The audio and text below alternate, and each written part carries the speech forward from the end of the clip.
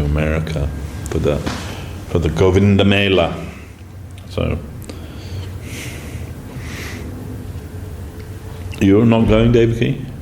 I'm here. I thought maybe you would go for that. No. Okay. Anyway, so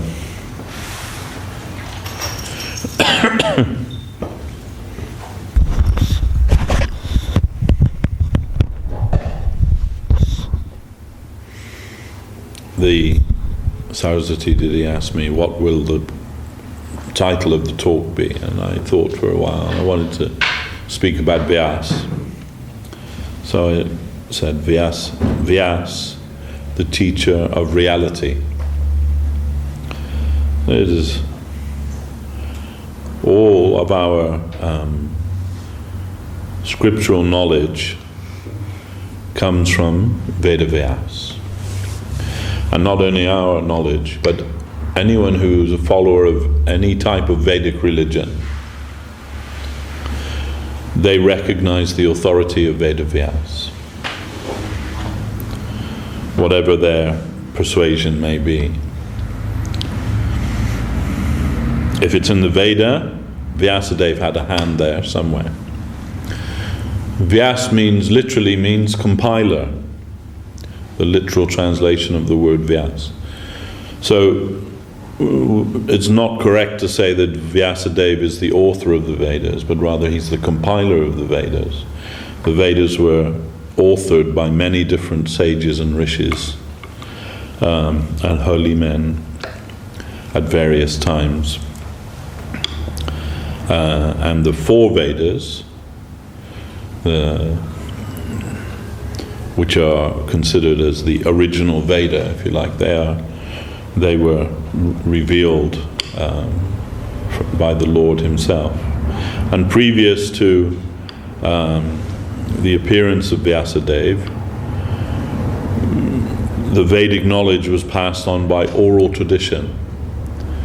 That means from spiritual master to disciple, the spiritual master would teach the disciple the Vedas, and they would, just hearing that once, would remember it for always.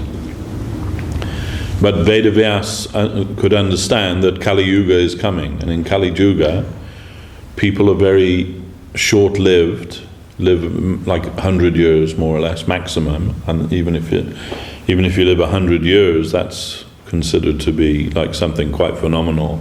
In fact, here you'll get a telegram from the Queen congratulating you if you reach 100 years old. And everybody has very poor intelligence in Kali Yuga. Nobody can remember anything, and we can say, most of us, like if someone said, what did you do this day last year? Not one of us would be able to say, unless there was some like significant thing. And what to speak of last year, last week, or yesterday? I can't remember things that we did yesterday. So Vyasadeva understood this will be the condition of people in Kali Yuga. They won't be able to remember anything. If it's not written down, it'll be lost forever. So that was his task, you can say, his purpose, main purpose for the Vyas avatar. Vyas is considered as an avatar of Krishna, the 17th scheduled avatar of Vishnu. And he appears at the end of Dwapara Yuga. And some people consider that there were many Vyasas, but we are of the opinion, or I say we, the Vaishnava Acharyas, that the Veda Vyas that we understand, the compiler of the Vedas, the author of Srimad Bhagavatam, is one person. And he is considered to be one of the 7 immortals. So that means that he lives till the end of this Kali Yuga at least. So he was the grandson he was a historical figure, and was the grandson of Vashishta Muni.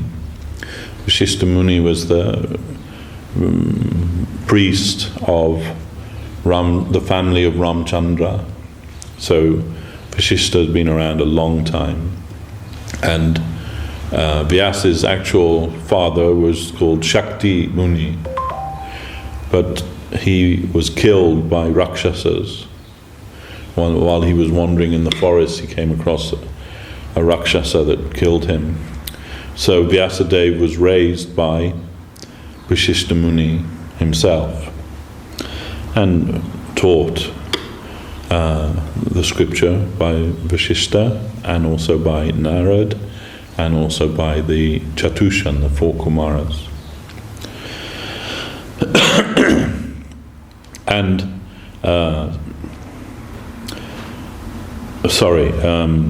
not Vyasadeva, Parashara Muni is the father of Vyasadeva, and Parashara's father is Shakti Muni. So Parashara Muni was raised by Vashishta Muni, and Parashara, who was the father of Vyas, he is attributed as being the author of the first of the Puranas, the Vishnu Purana. And he, you can say, the conception of Vyasadeva was a mystical affair. The mother of Vyas is called Satyavati, and Satyavati, there are many incredible and mystical stories in the scripture, particularly in Mahabharata. Vyasadeva is you can say, the author of the Mahabharata, and also he's one of the main characters in Mahabharata. But his story is also mentioned in the Harivamsa and the Devi Purana also.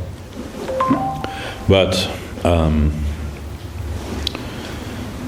so Satyavati, she was the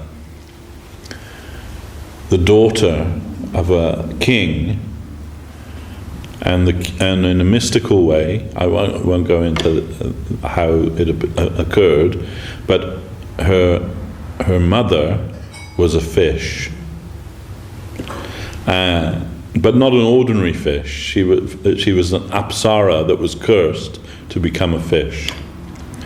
And by some, you can say, act of providence, then that fish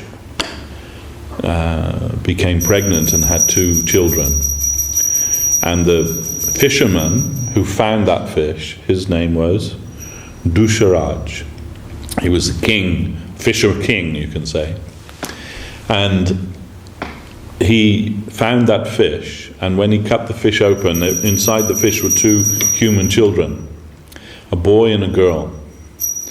And he took them to the king, and the king, he accepted accepted the son and gave the daughter back to the fisherman. And at that time, her name was Matsyagandha, which means who smells of fish.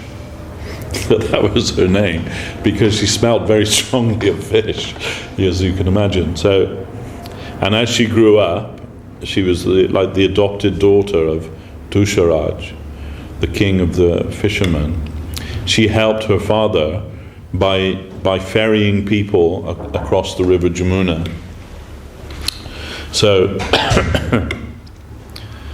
and it just happened that one day she was ferrying Parashara Muni across the Jamuna, and some urge came within him that you can say he became besotted with her, with Satyavati, and some inspiration came in him that if we have a child together, that child will be very auspicious. So he created an island in the middle of the Jamuna and stopped the ferry on the island, and there the child was conceived. But she asked for 2 boons from him in return for conceiving the child. One, because they weren't married, one, that her virginity would remain intact, and 2, that she wouldn't smell of fish anymore. So he granted both those boons to her, and he gave her a boon. Because of that boon, then her scent became very beautiful, like musk, and that's the meaning of Satyavati. Satyavati means pure scent. So Satyavati, and also another name since that time of hers was Yojana Gandha, which meant that her scent